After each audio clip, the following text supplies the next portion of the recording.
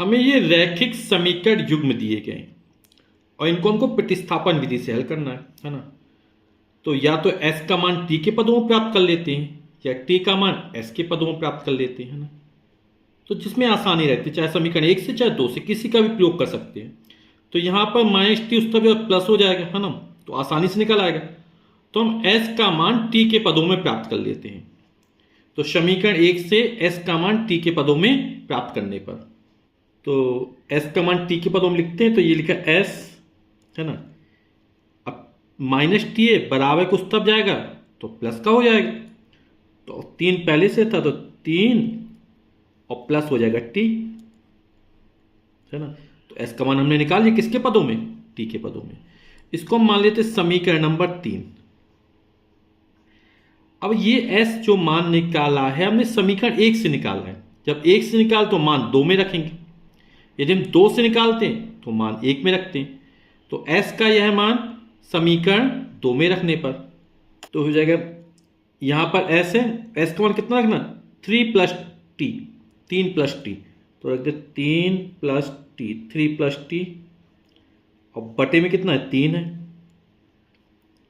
Plus T upon 2 that is equal to 6। 3 और 2 का लघुत्तम आएगा 6। तो या तो पूरे में 6 का गुणा कर दो या फिर इसको लघुत्तम लेके हल कर देते हैं। तो हम इसका एलसीएम ले लेते हैं। 3 और 2 का आएगा 6।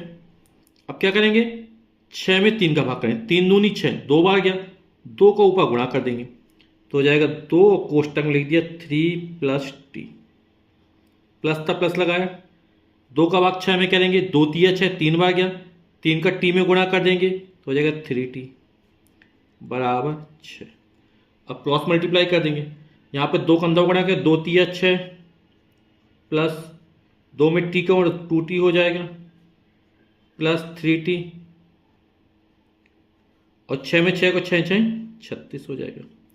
इस वाले 6 का पक्षांतर कर देंगे, t वाले पद एक तरफ कर देंगे, बाकी का पक्षांतर कर देंगे। तो 2t में 3t जुड़ेगा तो हो जाएगा 5t, 6 उस तरफ माइनस का हो जाएगा, 36 में 6 जाएगा तो बचेगा 30। अब t का मान निकालना, 5 इसके नीचे चला जाएगा या दोनों पक्षों में 5 का भाग कर दो तो t बराबर निकल आएगा हमारा 30/5। 30 से 5 का 5 छक्का 30, 6 आ जाएगा, यानी t का मान हमारा निकल आया 6। अब t का ये जो मान निकला आप समीकरण 1 में भी रख सकते हैं, 2 में भी रख सकते हैं, 3 में भी रख सकते हैं। तो 3 में रखने पर मान जल्दी निकल आएगा तो हम समीकरण 3 में रख देते हैं। तो t का मान समीकरण 3 में रखते हैं तो हो जाएगा s बराबर लिखा 3 प्लस टी और t की जगह कितना रख देंगे 6 रख देंगे तो 3 प्लस और t की जगह 6, 3 में 6 जोड़ा 9। तो s का मान निकला है 9, t का मान निकलेगा 6। यही हमारे रैखिक समीकरण के हल हो जाएंगे।